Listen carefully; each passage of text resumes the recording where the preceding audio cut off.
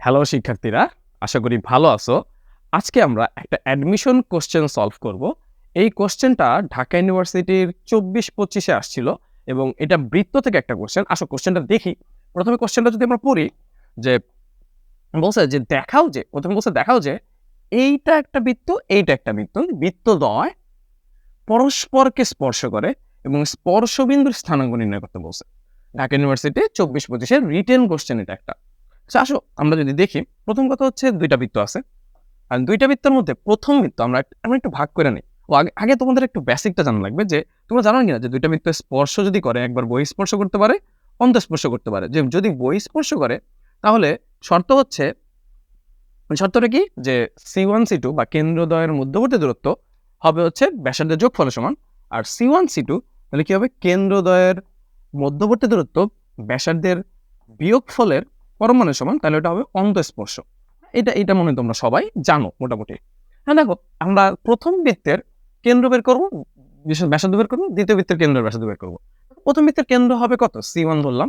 কেন্দ্র হবে হচ্ছে -2 দিয়ে ভাগ দিতে হয় x এর সহকে, তাহলে 2, আর এটা হবে হচ্ছে -3। দ্বিতীয় বৃত্তের কেন্দ্র কত হবে বলতো, C2 -2 দিয়ে ভাগ দিলে হচ্ছে 5, -2 দিয়ে যদি y এর সহকে -2 ভাগ করি তাহলে 3। দেখো এখন কথা হচ্ছে এটার ব্যাসার্ধ যদি বের করতে চাই, আমি জানি তোমরা অনেকে ব্যাসার্ধ শর্টকাটে বের করতে পারো, যে এই মানগুলা জাস্ট চিহ্ন চেঞ্জ করে স্কয়ার করলেই হয়।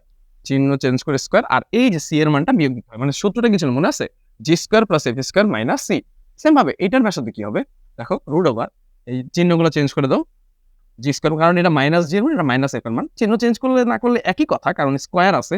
বাট আমি তোমাদের একটু অ্যাকুরেসি দেখাচ্ছি, মানে কি হবে -14। তো আলটিমেটলি তুমি এটা যদি ক্যালকুলেশন করো, আমার কাছে মনে হয় এটা ক্যালকুলেশন হবে হচ্ছে 2 × 4 = 3, 9, 13, 18 √ 5। এখানে আসবে মেবি হচ্ছে 25, 25 আর 9 34, 34 এর 14 বাদ দিলে হচ্ছে 20 √20। √20 কে তুমি লিখতে পারো হচ্ছে 4 × 5, 4 কে রুট করলে কত হবে 2√5। আমি তোমাদেরকে একটু দেখাইতে চাই যে একটা জিনিস এই বক্সের মধ্যে, যে আমি C1 C2 এর মধ্যবর্তী দূরত্ব দেখাতে চাই।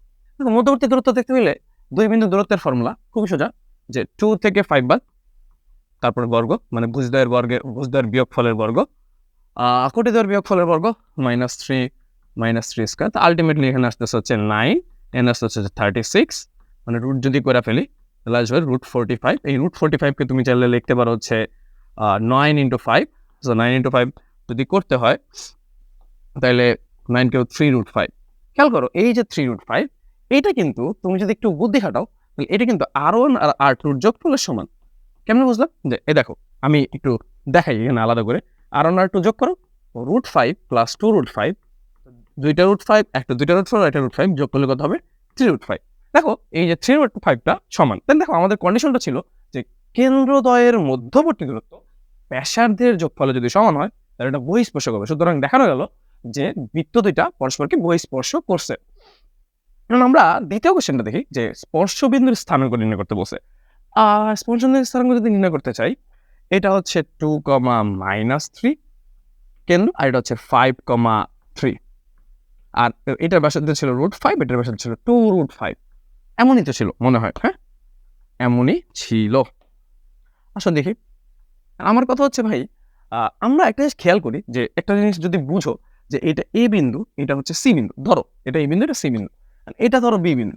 খেয়াল করো এসি রেখা বি বিন্দুতে বলা যায় না √5:2 মানে অনুপাতে অন্তর্ভুক্ত হয়েছে, বা এটাকে √5 দিয়ে ভাগ করে দাও উভয় পক্ষে, তো 1:2 অনুপাতে কি হয়েছে, অন্তর্বিভক্ত হয়েছে।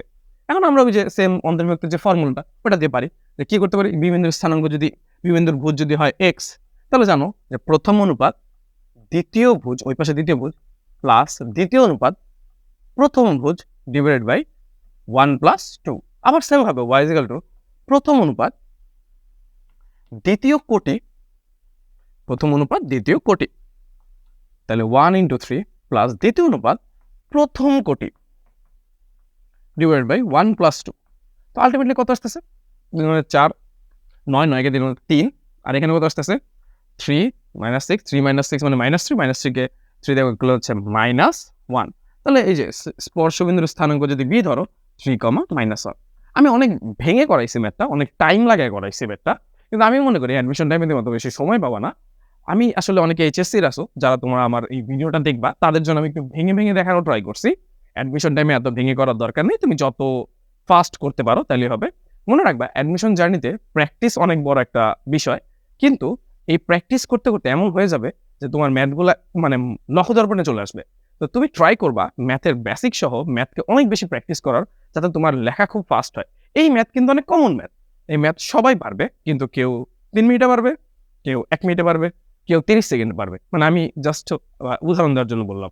আর আমি ভেঙে ভেঙে করার কারণ হচ্ছে অনেক এইচএসসি ক্যান্ডিডেট আছে, তোমরা দেখবা। ইনশাআল্লাহ নতুন কোনো ভিডিও নিয়ে পরে আবার দেখা হবে। আজকের জন্য আল্লাহ হাফেজ।